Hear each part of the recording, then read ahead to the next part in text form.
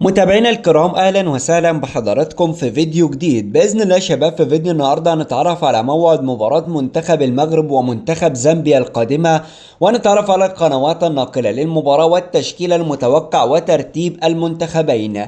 ولكن قبل ان نبدا، لو انت من محبي المنتخب المغربي اضغط لايك على الفيديو واشترك في القناة.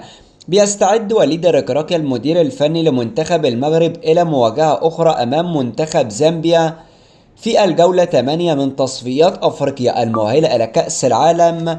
ويدخل منتخب المغرب هذه المباراة وهو متأهل بشكل رسمي إلى كأس العالم 2026 في المركز الأول في المجموعة برصيد 18 نقطة من 6 مباريات بالعلامة الكاملة. أما عن منتخب زامبيا، بيدخل هذه المباراة وهو في المركز الثالث في جدول الترتيب برصيد 6 نقط من 5 مباريات، فاز مباراتين وتعادل 3 مباريات. المباراة تلعب على ملعب منتخب زامبيا، وإليكم التشكيل المتوقع للمنتخب المغربي في هذه المباراة كما يظهر أمامكم على الشاشة.